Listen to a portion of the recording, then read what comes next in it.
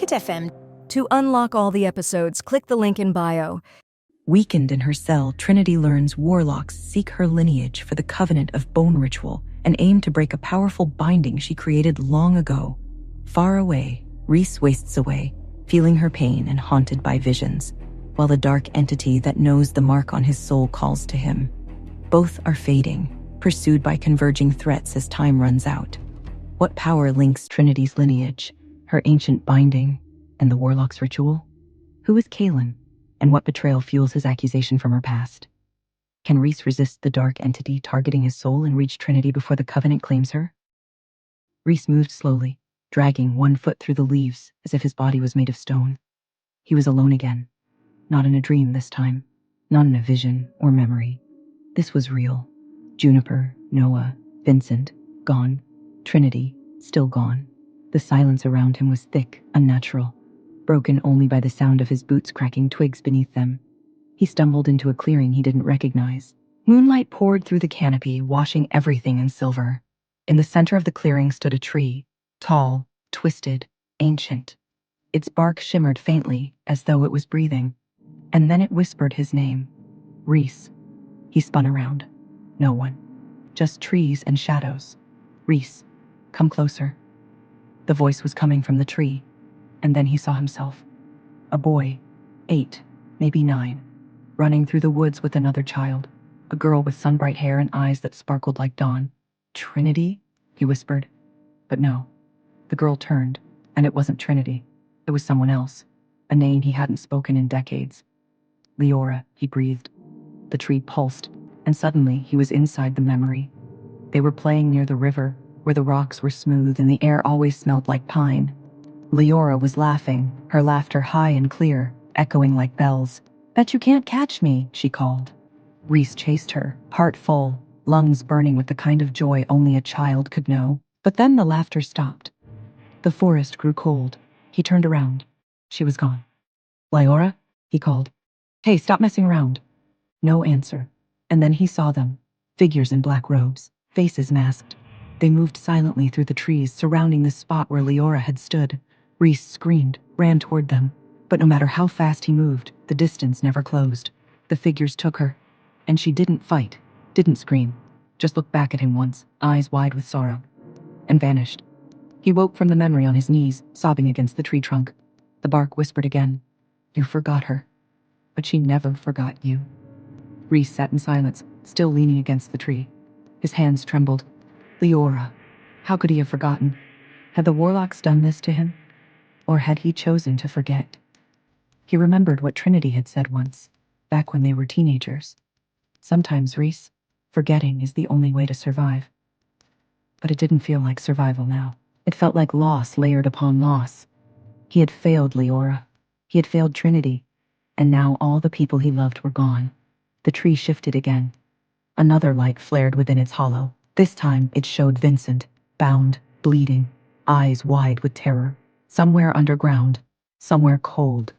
They're still alive, the tree said, but time is running out. Rhys stood, rage burning through the fog of his grief. Show me where. The tree groaned, its branches twisting as a single leaf fell, glowing with golden light. It landed in Rhys's palm. Instantly, the world around him shifted. He stood in a room made of ash and bone. A map spread out across a stone table, inked in something dark and glistening. Blood, maybe. There were markings all across the parchment, runes he didn't recognize. But one symbol burned brighter than the rest, a spiral carved into a mountaintop. A voice spoke behind him. Familiar, low. You were never supposed to remember. He turned. Caleb. Except not the Caleb he remembered. This version looked older, worn, like he'd aged decades overnight. His eyes burned with the same golden fire as the tree. You think this is about Trinity? It was never just about her. It's about all of you, the ones we marked long ago, the ones who should never have been born. Rhys growled, fists clenched. Where is she? Caleb smiled, asked the spiral, and vanished. What is Leora's true connection to the marked ones targeted by Caleb? What power or secret does the spiral on the blood map hold? Can Rhys decipher the map's meaning and find the others in time? Was Rhys's memory of Leora deliberately erased as part of this ancient plot? Hey, I am Trinity. Want to know what happens next? Then click the link in the description below and download the Pocket FM app and listen to the exciting episodes of Chosen by Fate, Rejected by the Alpha. Reese encountered a whispering tree that unlocked a forgotten childhood memory of Leora's abduction by robed figures, hinting at a connection to marked ones. The tree then showed a captive Vincent and offered a glowing leaf, transporting Reese to a room with a blood-inked map, highlighting a spiral on a mountaintop. Caleb appeared, aged and with glowing eyes, declaring this was about all the marked ones, and instructed Reese to ask the spiral before vanishing. Reese followed the spiral path carved into the ash. It led him through visions, through echoing memories that weren't his alone. He saw Juniper, strapped to a chair of ice, Noah, suspended in darkness, Vincent, forced to watch illusions of his past mistakes, and Trinity. She was standing at the center of a ritual circle, chained to a moonstone altar. Her body shimmered with light, but her eyes were closed, as if asleep or dreaming. He screamed her name. She didn't move. A hooded warlock stepped forward, face hidden behind a mask of bone. "You don't belong here, Reese. She's mine." "No," the warlock said. "She never was." The spiral blazed around him. Magic surged. Reese roared as the world fractured, shattering into glass. He fell backward, through time, through space, through memory, and woke in the clearing. Alone. Again. But now, with the leaf still in his hand, and a single name etched into his mind. The spiral. Reese stood before the river that hadn't existed moments ago. The forest around him had gone silent. No rustle, no birdsong. Only the whisper of the current murmuring secrets to the wind. Trees stood tall like witnesses, branches trembling in anticipation. This river was wrong. Too still in places, too fast in others. Its water shimmered silver like strands of hair, and where it curved, it whispered his name. Not just his current name. Other names. Raven, Kale, Avon. He stumbled back. The forest seemed to close in. Memories stirred. Names he didn't remember being called, yet each one scratched at something buried deep. Something forgotten on purpose. A voice emerged, low and ancient. "Come closer, Reese. You must remember to move forward." He stepped forward. The river pulsed. The water shifted. Reflections surfaced. Him as a child covered in blood.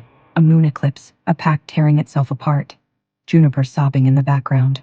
A woman with silver eyes screaming as she was dragged into darkness. Trinity? But it wasn't her. It was someone older, familiar. His mother. And suddenly, the scene split open like a wound. He was no longer in the forest. He stood before a crooked house perched on a cliff, lit only by floating lanterns. Fog clung to the ground. He recognized it instantly. The place he swore never to return. His childhood home. The door opened by itself. Inside, every step groaned beneath his boots. The air smelled of burning sage and something iron-heavy. Blood. Portraits on the wall had eyes scratched out. A lullaby played softly from the upstairs piano room.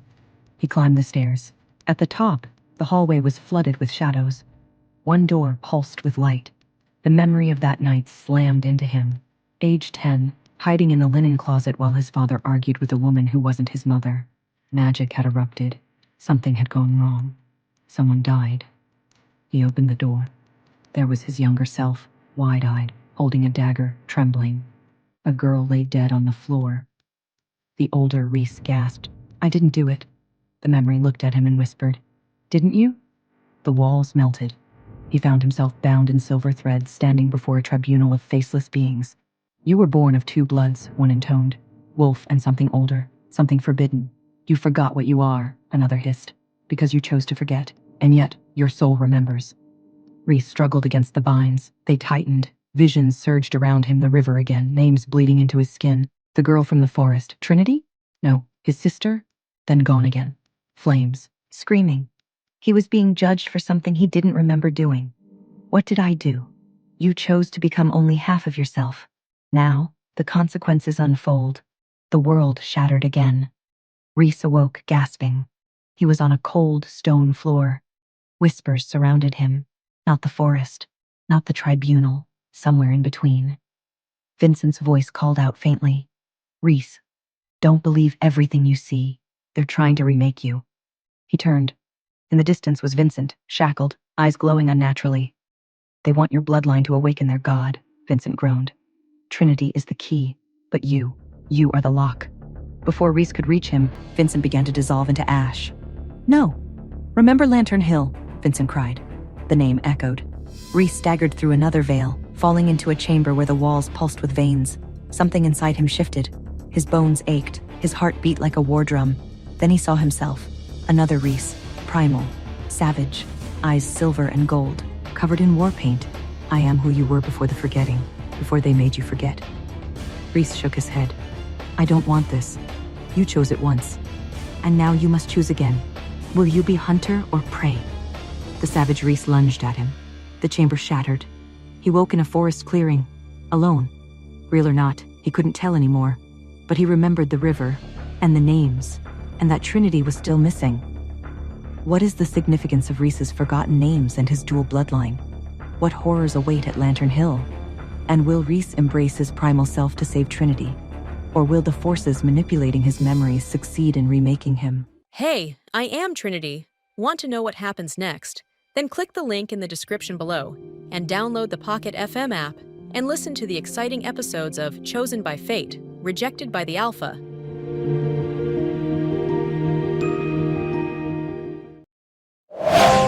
Pocket FM. To unlock all the episodes, click the link in bio.